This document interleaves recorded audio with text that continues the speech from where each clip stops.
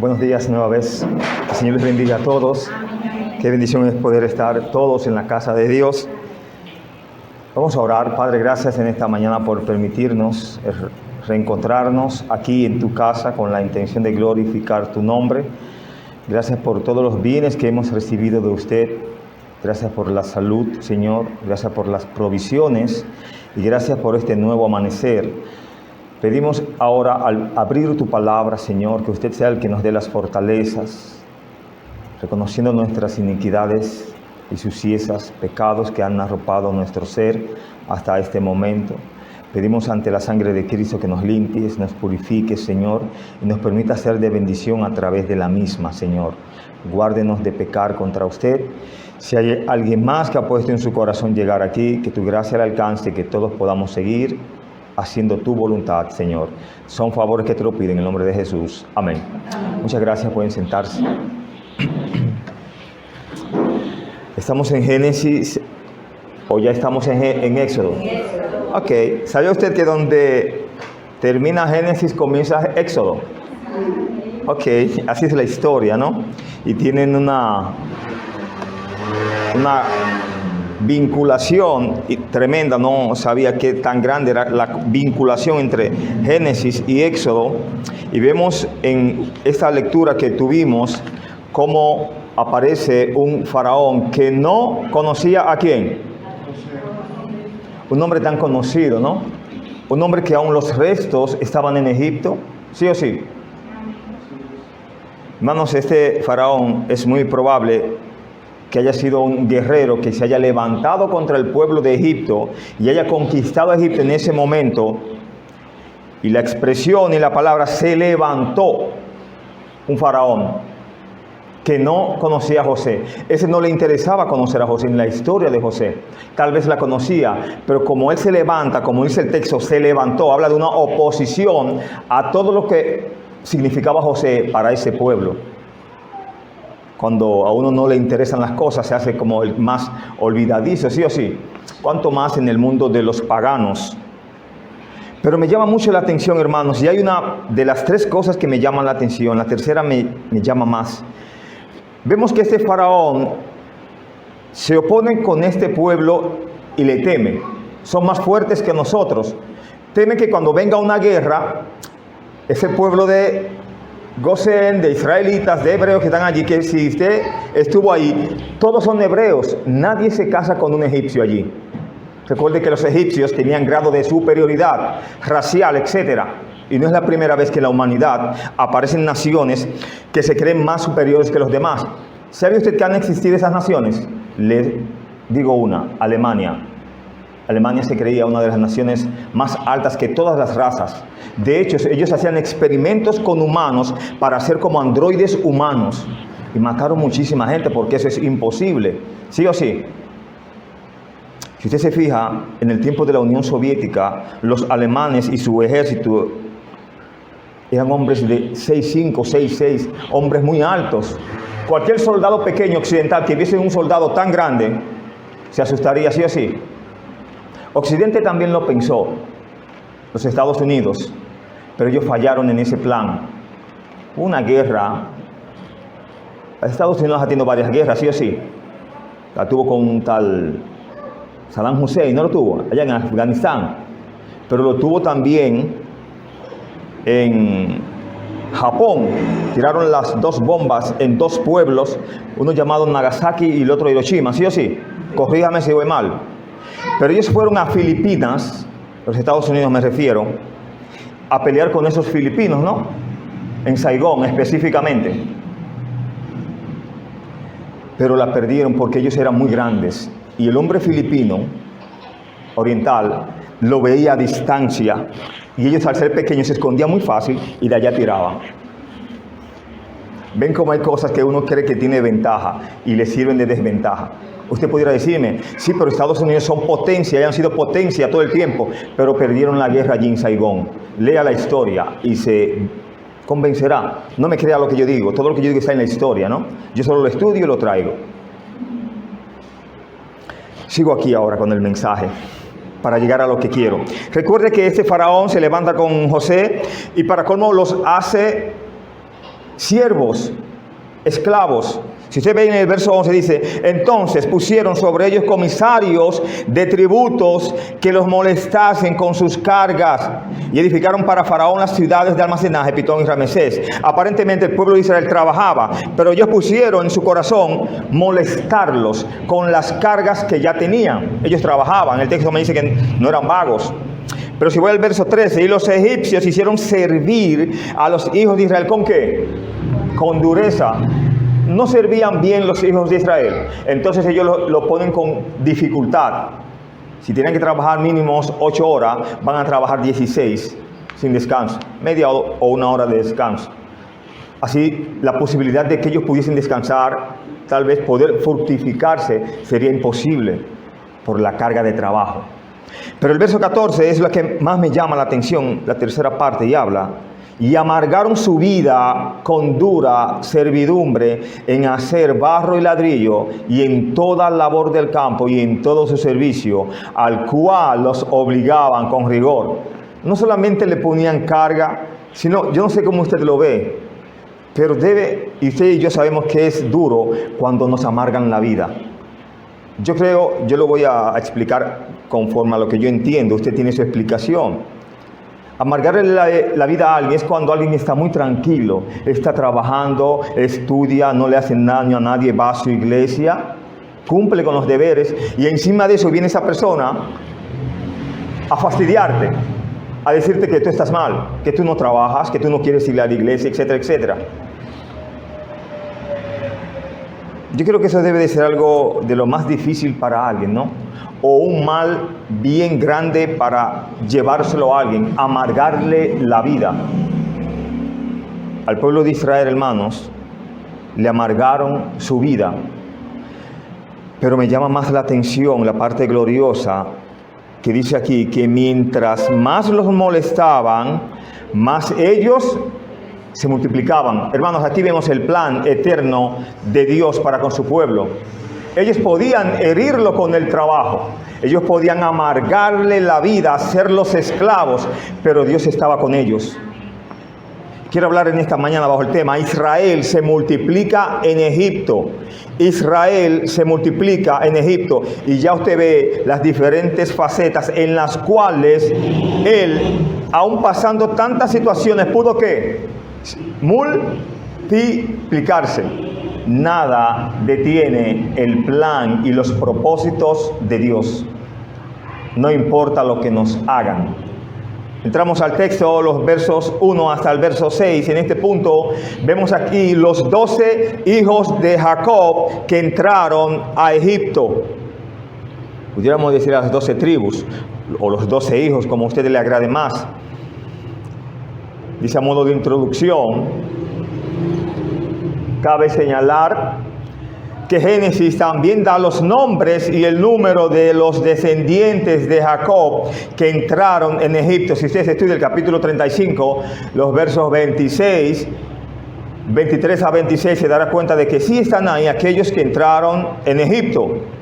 Si usted va más adelante a Génesis 46, 8 a 27, encontrará también aquellos que entraron en Egipto. Pero en el Nuevo Testamento, en Hechos, capítulo 7, verso 14, informa de 75, con la adición de 5 parientes de José, que se incluyen en la Septuaginta y no en el texto hebreo. La Biblia entera habla de todos los que entraron en Egipto, desde el Antiguo hasta el Nuevo Testamento. Está por ahí el punto que voy a adelantar ahora. Cuando Jacob entró allá en la tierra de Harán, que estaba un tal Betuel y un tal Labán. ¿Se recuerdan? Cuando él sale huyendo de su familia, de su hermano, y su madre aconseja que tiene que irse, y un día ella lo iba a mandar a buscar. Eso no se cumplió, ¿sabía? Ella no lo mandó a buscar, Dios lo regresó. ¿Cuántas personas se forman allí al lado de Jacob? ¿Cuántas? Diga. Sí, ¿cuántos se unen a Jacob allí? Él no hace un convenio con casarse con una hermosa llamada Raquel, y le dan otra hermosa llamada. ¿Cuántos son ahí? ¿Y él? ¿Y las 2 siervas? 5, ¿no? Con 5 personas salió allí Jacob. Y ya aquí, hermanos, es una nación fructífera. Mire cómo Dios, a través de los años, fue bendiciéndole a este hombre. Un poco más, dice, los primeros versículos de Éxodo se remontan a unos 430 años. La historia de Éxodo comienza donde la historia de Génesis termina. En una gran familia con una posición crucial en el plan eterno de Dios y su migración hacia dónde están ellos ahora mismo ahí. Egipto, ¿sí o sí? El título hebreo para el libro de Éxodo fue tomado de las primeras palabras donde dice allá al principio, estos son los nombres de, en el lenguaje original la primera palabra de Éxodo es y, lo cual marca su continuidad con el relato de Génesis. Vimos eso en los primeros 5 versos, pero el verso 6 nos dice, ¿y murió quién? Vamos, todas las bendiciones que ese pueblo adquirió en Egipto, lamentablemente también morían con la muerte de José. De hecho, él se lo dice, yo voy a morir, pero alguien los visitará. ¿Quién los iba a visitar? Dios, alguien más glorioso. Y José sabía que alguien más glorioso y más poderoso lo iba a hacer. ¿Por qué lo creía? ¿Por medio de qué? La fe. Dice aquí, como ya sabemos, José fue el notable bisnieto de Abraham que salvó a Egipto y al mundo de aquella época de una terrible ¿qué? Hambruna, ¿no? Puesto que escuchó la voz de Dios hablando a través del sueño de Faraón, debido a su sabiduría y a su buena administración, fue elevado a un cargo alto y honorable en Egipto. Pero tristemente el verso 6, ¿qué nos dice? ¿No dice allá algo? Y murió José. Y el estatus que su familia disfrutaba murió con él. Qué triste, ¿no? Mire cómo en un momento dado los hermanos, cuando muere el padre, ellos creen que se iba a morir ya la bendición.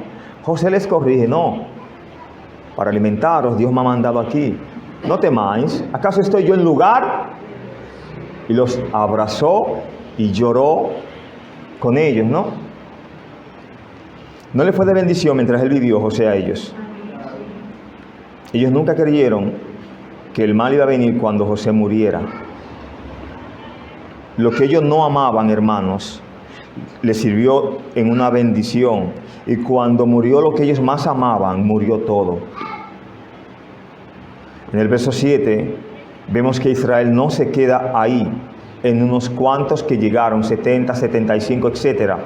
En el verso 7, en este punto vemos la rápida multiplicación de los hijos de Israel en Egipto.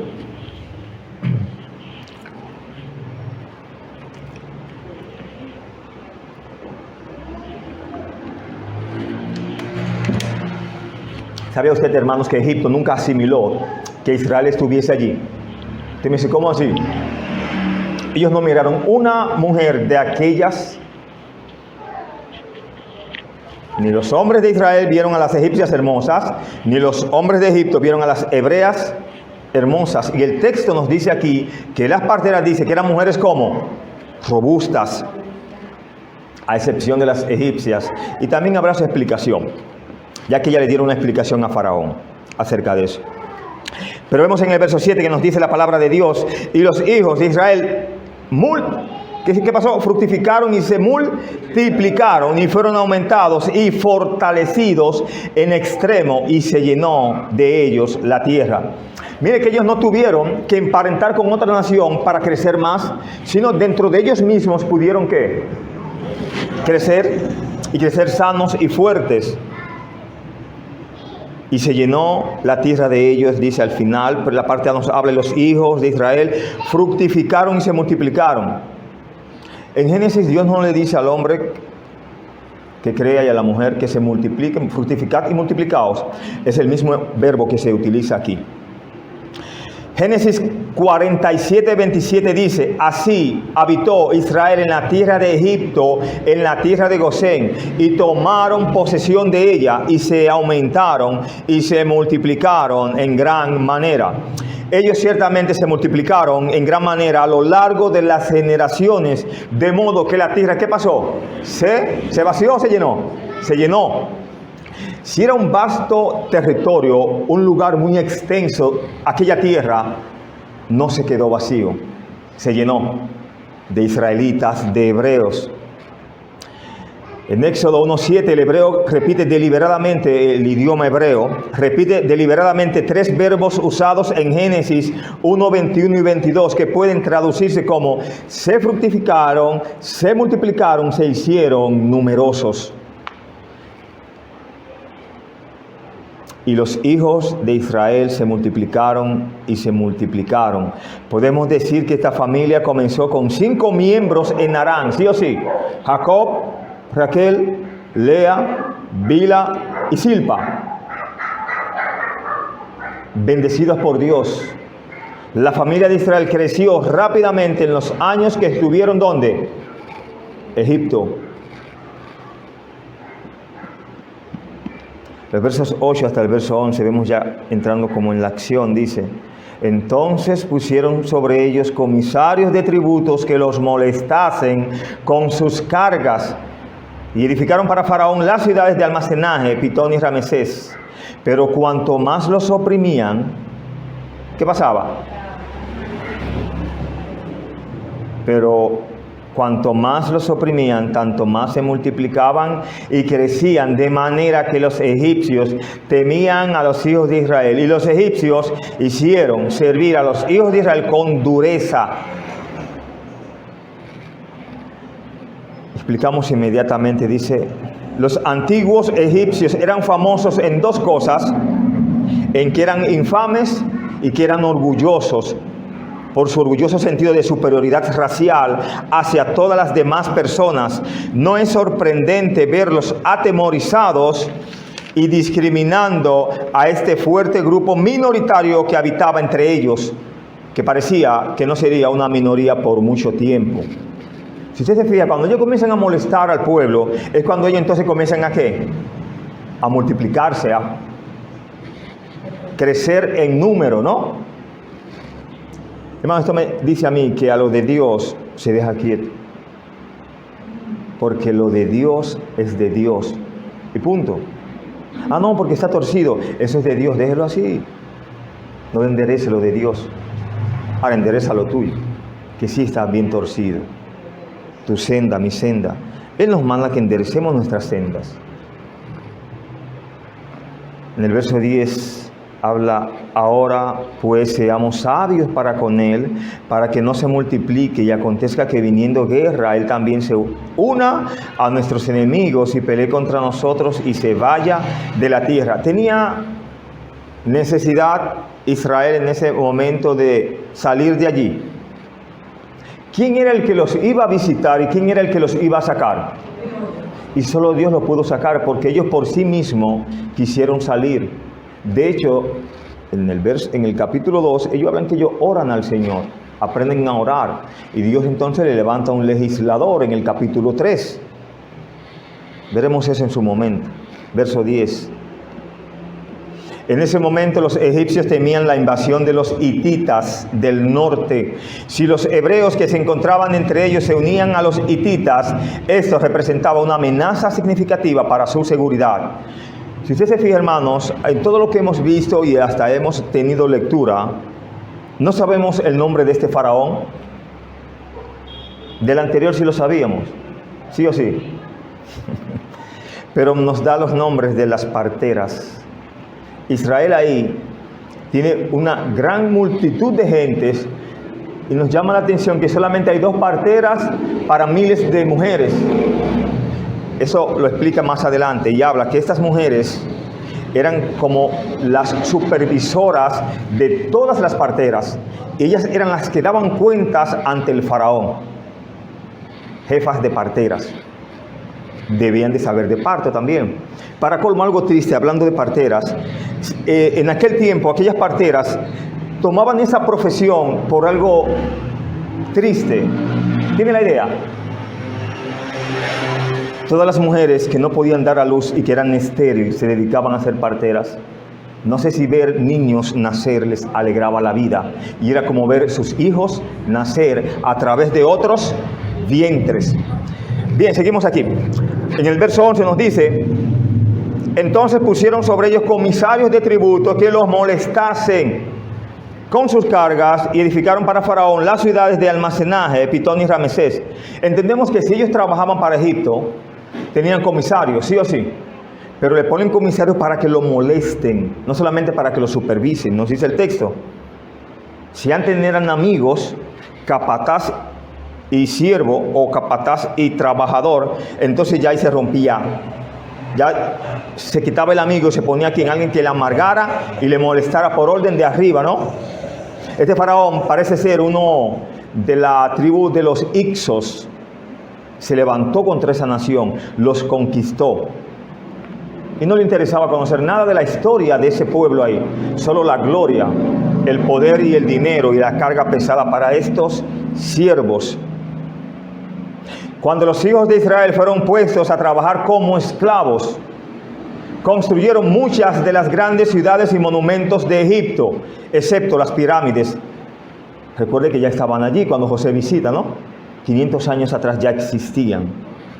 Las cuales se construyeron muchos años antes.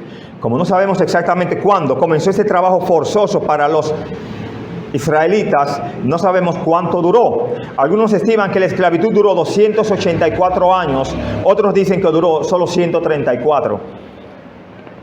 Hay una famosa pintura mural en una tumba antigua de un tal Tebas en Egipto, hoy actualmente llamado Luxor moderno.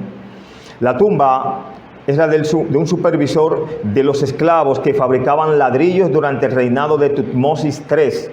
La pintura muestra a estos capataces armados con pesados látigos, su rango de nota por el largo bastón que sostienen en sus manos y el jeroglífico egipcio determinante de la cabeza y el cuello de una jirafa. Jeroglífico no es más que pinturas. Hay pinturas rupestres, ahí está en jeroglífico, están en cuneiforme, si mis datos no fallan. Los que estudian, que ya estudiaron, más jóvenes que yo, saben de lo que hablo.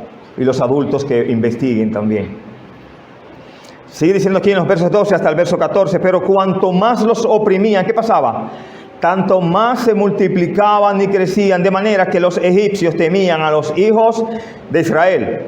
Y los egipcios hicieron servir a los hijos de Israel con dureza y amargaron su vida con dura servidumbre en hacer barro y ladrillo y en toda labor del campo y en todo su servicio, al cual los obligaban ¿con qué? Con dureza, rigor, ¿no? Se tenía que cumplir el trabajo, la meta debía de cumplirse todos los días. Pero cuanto más los oprimían, ¿qué pasaba?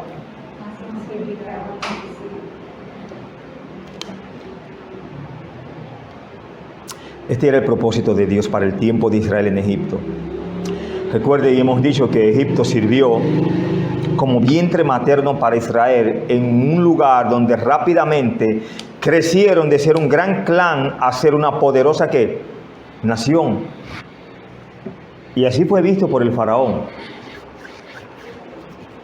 Inevitablemente, la nación no podría crecer de otra manera en ningún otro lugar. En Canaán, donde ellos estaban, era imposible que pudieran crecer. ¿Sabía usted eso?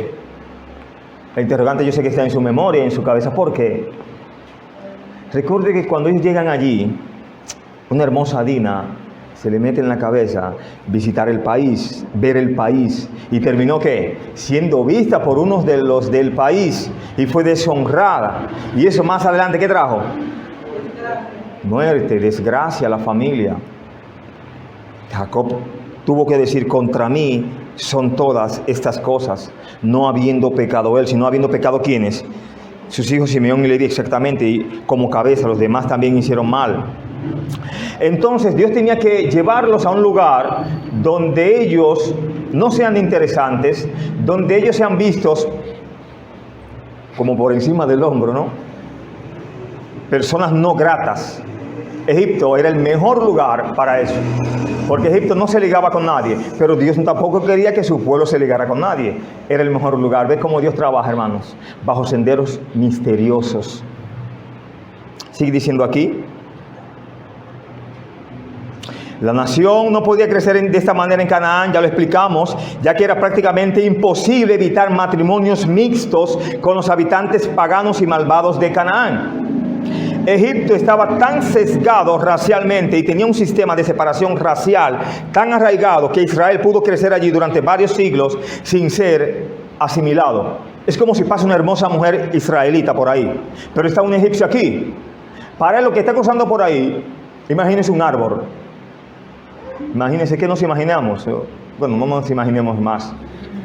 Pero a ellos no les interesaba eso, lo que pasara por ahí. Igual, de ambos lados, ¿no? Pudiera pasar la mejor egipcia y un israelita, así mejor, ¿no? Al Dios a quien yo sirvo no le interesa. Una nota aquí dice: este crecimiento frente a la aflicción ha sido siempre la historia del pueblo de Dios. A lo largo de todas las edades, cuanto más afligidos, más crecen. Como dijo el antiguo escritor, la sangre de los mártires es la semilla de la iglesia. Había escuchado otra versión casi igual, donde dice: el árbol de la libertad se alimenta de la sangre de sus mártires. Había escuchado esa, ¿no? Más cerca. Si no, grábela. El sufrimiento y la persecución son como una gran ola, alguien dijo, que viene sobre un barco y parece que lo destruirá, pero el barco atrapa la ola y la usa para acelerar. Moraleja, ¿no? Hermanos, esto nos da una hermosa enseñanza. Si nos amargan la vida, si nos afligen, si nos torturan, nos llevan y nos traen angustias, pónganlo en las manos de Dios. Él solo romperá esa ola y nos acelerará, nos permitirá seguir. Es duro, ¿no? Cuando nos amargan la vida. Quizás a usted no, porque usted quizás vive una vida de olor y color de rosas en esta vida. Y gloria a Dios por ello, ¿no? Muchos como que se ríen, no es así. Bueno, sea así o no sea así, hermanos, tenemos a un Dios grande.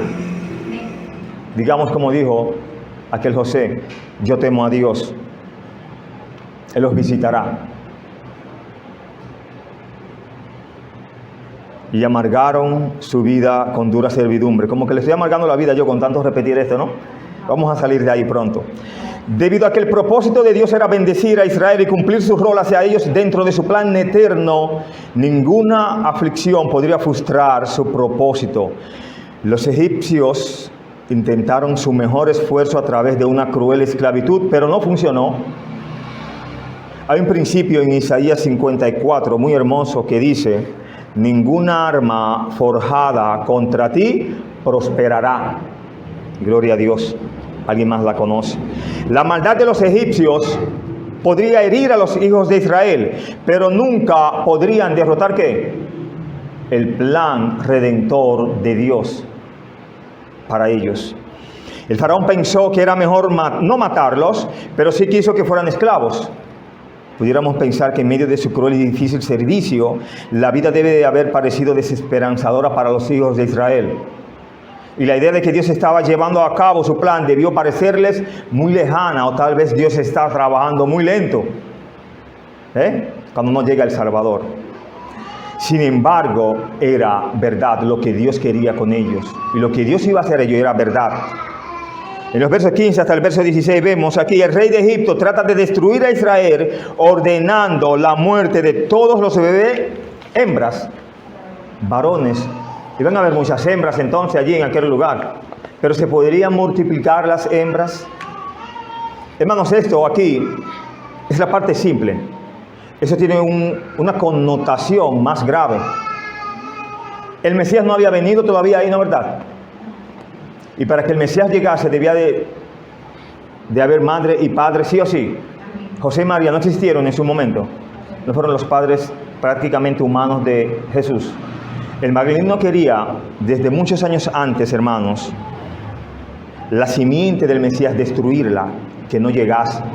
Pero Dios había dicho en el 3:17 de Génesis que eso iba a suceder. No dice allí: pondré enemistad entre ti y la mujer, esta te herirá ¿dónde? En la cabeza, y tú le herirás en el calcañar. El maligno siempre ha querido desbaratar lo que Dios une, lo que Dios hace, pero nunca ha podido, y gloria al Señor por ello. No debiéramos de esperar que estas dos mujeres fueran las únicas parteras de todos los hijos de Israel. Ellas quizás eran las líderes de una asociación de parteras. Cifra y Fua, sus significados son muy hermosos, me gustan esos significados. Son dos nombres semíticos de algún tipo arcaico, que tienen un significado como belleza y la otra es esplendor. Se ven feo como al principio, ¿no? Pero su significado es bello. Belleza y esplendor, respectivamente. ¿Cuál era la misión? Si es hijo, ¿qué? Matátelo, ¿no? Estamos en los versos 14 a 16. Y si es hija, que vivan. Hermanos, en primera instancia, no hemos llegado ahí, pero veremos que esos niños iban a ser tirados al río. Y si tiran a un niño al río, ¿qué pasaría? Pero respóndame esto ahora. ¿Quién fue encontrado en el río en esa misma historia más adelante? ¿Quién lo cuidó? ¿Por qué lo cuidó? A través de alguien, ¿no? A través de instrumentos. A través de la hija del faraón. Pero ella vio algo en él, en ese niño. ¿Qué vio ella? Según Hebreos. Ok. Todo lo de Dios es hermoso, hermanos. Créalo. Aunque usted no vea una apariencia, hay un corazón. Y eso es lo que Dios ve. Nosotros no lo vemos, porque nos gusta que nos impresionen con la vista. Lo espectacular, lo hermoso, lo angelical, etc. Tratemos a las personas y veamos lo que hay ahí dentro. Y usted se enamorará más de lo que hay dentro que lo que verá por fuera, ¿no? Seguimos aquí entonces. Claramente el rey de Egipto les ordenó que mataran a todos los niños recién nacidos para debilitar por completo y prácticamente destruir al pueblo de Israel. Dentro de una generación iba a ser esto posible, si lo lograban. Podemos ver el mandato de Faraón como consistente con el plan de Satanás de odio hacia los judíos a través de los siglos, como un ataque en contra del Mesías, Dios, y el máximo plan para Israel en su plan de redención. Satanás sabía que el Mesías, la simiente de la mujer, el que le heriría en la cabeza, visto en Génesis 3:15, vendría de los hijos de ¿quiénes? De Israel. No dice la Escritura, los suyos vino y los suyos no le recibieron, mas a todos los que le recibieron, a los que creen en su nombre, dio potestad de ser hechos ¿qué? Y si él vino a los suyos, y esos suyos eran judíos, era porque él nació ¿de qué? De ahí, de ese pueblo, de esa nación.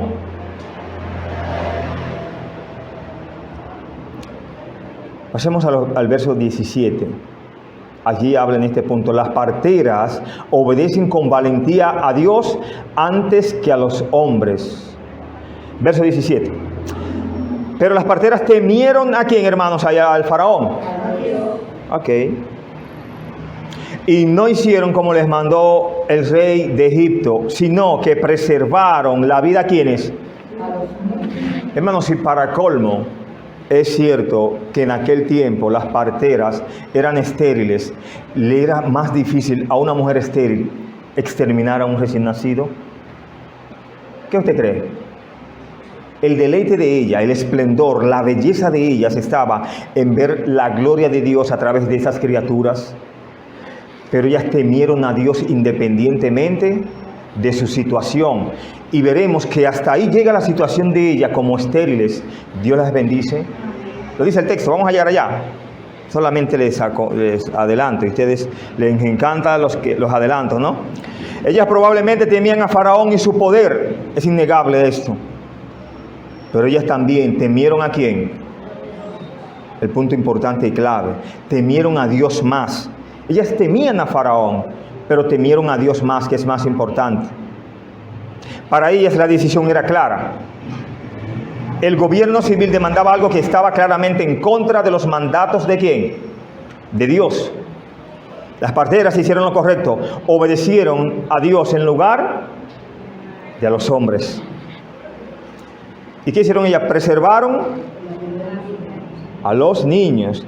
Ellas actuaron en el mismo principio que los apóstoles, visto en Hechos 4:19, cuando Pedro le preguntó a las autoridades: juzgad si es justo obedecer a Dios antes que a los hombres. ¿A quién se obedece antes? Juzgad si es justo delante de Dios obedecer a vosotros antes que a Dios.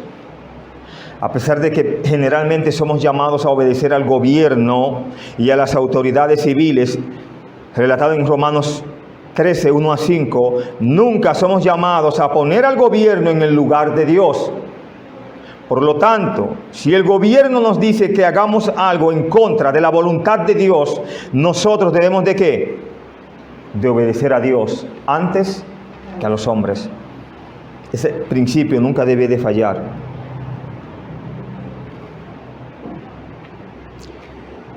En los versos 18 hasta el verso 22, vemos aquí: Dios bendice los esfuerzos de las parteras. Vamos a leer, a ver si lo que yo les dije al principio es verdad. Y el rey de Egipto hizo llamar a las parteras y les dijo: ¿por qué habéis hecho esto? ¿Que habéis preservado la vida a los niños? Y las parteras respondieron a Faraón: porque las mujeres hebreas no son como las egipcias, pues son robustas y dan a luz antes que la partera venga a ellas. Y Dios hizo bien a las parteras, y el pueblo se multiplicó, y se multiplicó en gran maneras. Y por haber las parteras temido a Dios, Él prosperó sus familias. Si prosperó su familia, las multiplicó. Entonces Faraón mandó a todo su pueblo diciendo: echad al río a todo hijo que nazca, y a toda hija preservad la vida. Repito, siempre el maligno ha querido desbaratar lo de Dios. En el tiempo de Herodes, cuando nace el Mesías, ¿no? Van unos reyes y le dicen que ha nacido el Mesías y que les dé permiso para ir a adorarle. Él les da el permiso, que vayan y adoren, pero que también le digan dónde está el niño, para él también ir y adorarle también. Recuerde que de 1 a 2 años en el tiempo de Herodes, ¿qué pasó con los niños? Una masacre. Fueron tirados para arriba y lo paraba una espada. Aquí no fue con espada, pero fue con agua, que se ahogasen, o que fueran ahogados todos los niños que naciesen. Bebé varón, bebé al río. Bebé niña, ¿para dónde iba? Para la cuna, ¿no? Viviría. Ok, explicamos entonces. Los escépticos asumen que las parteras hebreas le mintieron al faraón cuando dijeron esto. Es una tesis que se vende. Usted la va a corroborar. Tendrá su explicación. Sin embargo, puede que este no sea el caso. Las parteras bien pudieron decir la verdad. Quizás era cierto de que las mujeres hebreas eran más robustas que las mujeres egipcias. Aún así, las parteras no explicaron todas las razones por las que se salvaron los bebés. ¿Cuál era la mayor razón de las parteras, hermanos? Lo dice el texto. ¿Cuál? Temieron a Dios. Temieron a Dios. A ese faraón le importaba a Dios. Ellas simple y llanamente dieron una respuesta sabia y rápida para salir de ahí. Estaban ante un faraón malvado, ¿no? Alguien que se le ocurra matar niños no puede ser alguien bueno.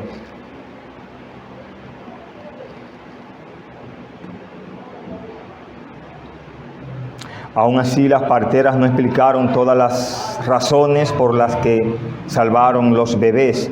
Esto podría no ser una mentira, como muchos suponen, sino una verdad concerniente a muchas de ellas, y no afirman que sea así con todas. Así que no había nada más que la verdad, y aunque no dijeran toda la verdad, no estaban obligadas a hacerlo. Ese es todo el punto.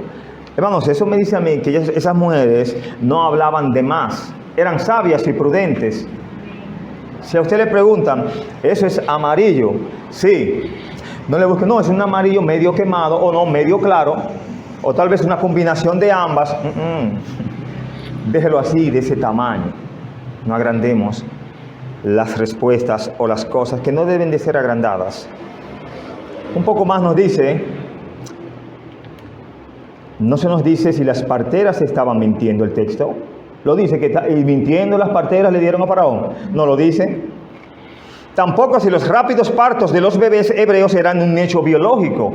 Tal vez de manera natural la mujer ya rompía fuente, el muchacho salía, etc. Y cuando ya llegaban solamente tenían que mínimo partir. Si no, cuando viene a ver ya estaba el muchacho hasta lavado y limpio.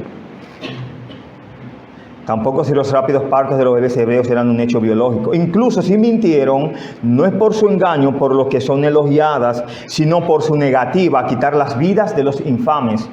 ¿No dice la Escritura en Ezequiel? He aquí todas las almas son mías. El único que tiene derecho a quitar la vida es Dios. Me parece que en el mismo libro de Samuel habla de que Dios quita y da la vida. Él da la llaga, pero también nos da la cura. Pero ese es Dios. Usted ni puede presentar la llaga, ni mucho menos traiga la cura. Tampoco la tienes.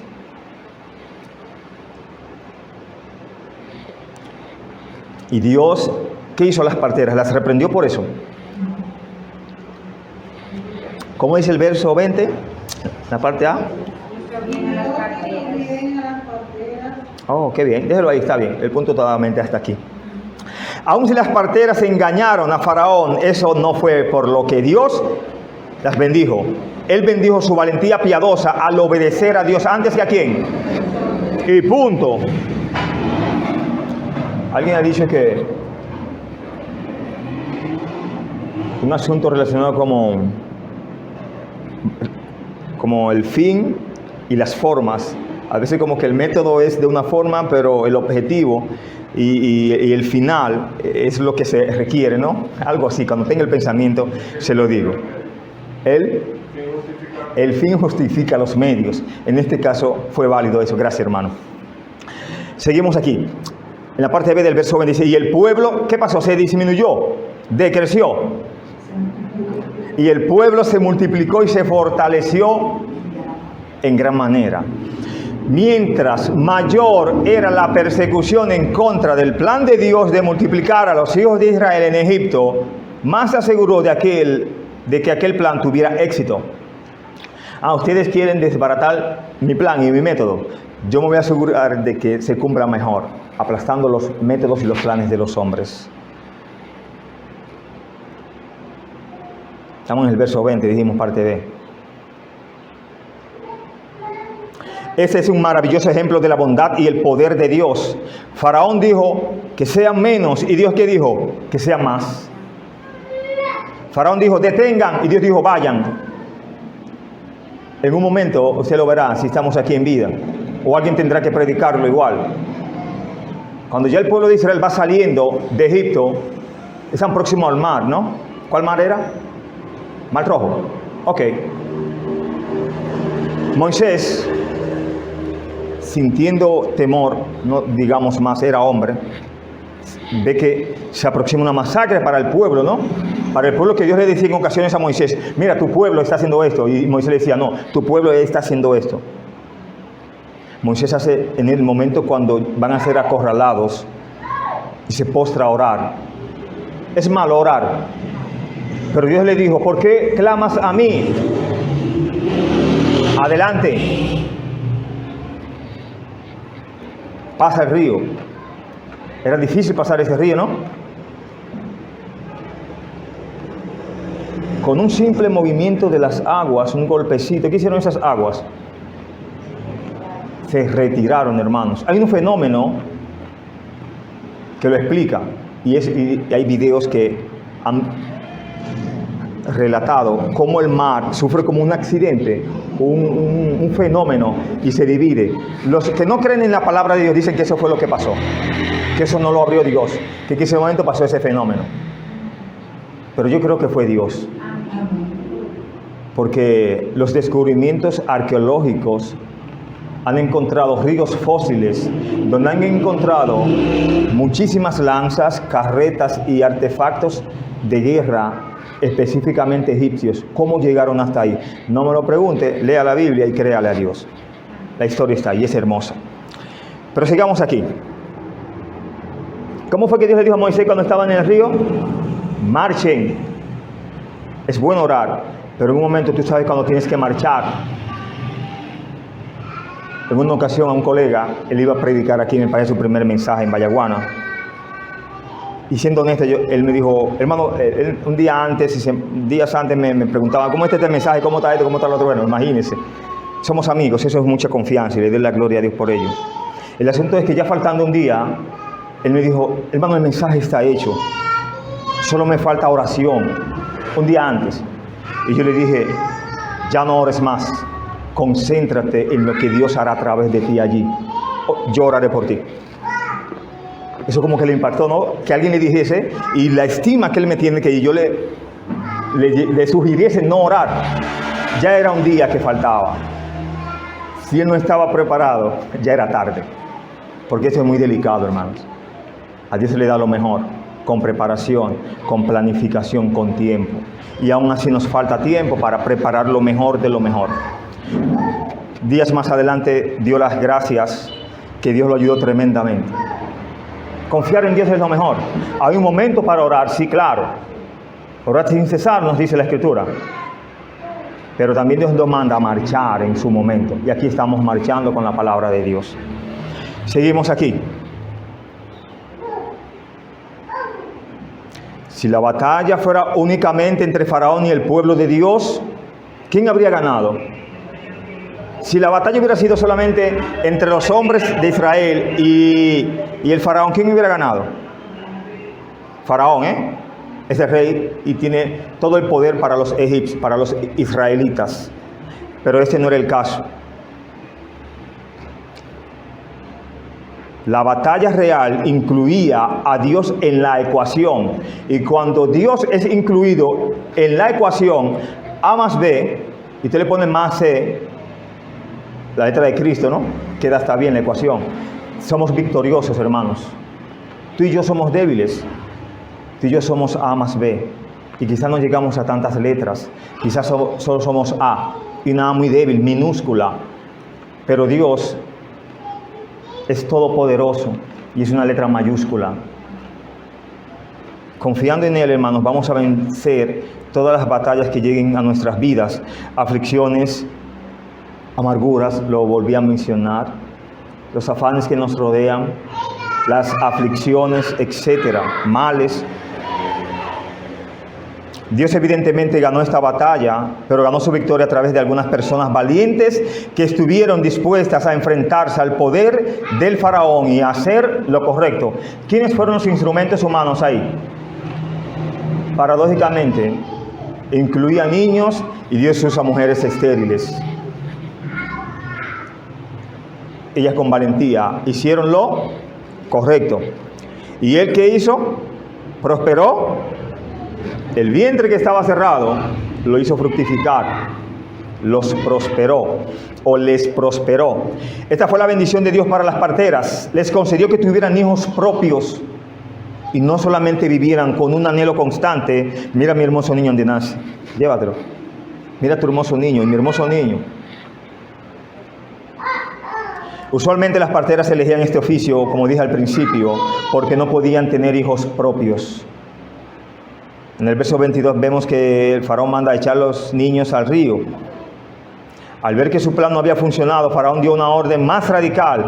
Todos los niños varones debían de ser asesinados de esa forma. Aparentemente los niños egipcios también correrían el mismo destino. ¿Sabía usted eso? Que este faraón malvado, no solamente la ley incluía a los niños israelitas o hebreos, sino de todo el país, porque el texto nos dice, leemos, entonces Faraón mandó a todo su pueblo, diciendo, echad al río a todo hijo que nazca y a toda hija preservad la vida. Todos los niños, no importa que sea egipcio o israelita, ¿iba a ser qué? Faraón mandó a todo su pueblo, que tanto amaba a su pueblo, ¿no? El método que el faraón ordenó para la muerte de los hijos varones de Israel se convirtió en la provisión divina para entrenar al libertador, al legislador de ese pueblo, un tal Moisés. Lo veremos más adelante. Si estamos aquí, si el Señor no nos ha venido a buscar, nos veremos allá. Que Dios les bendiga.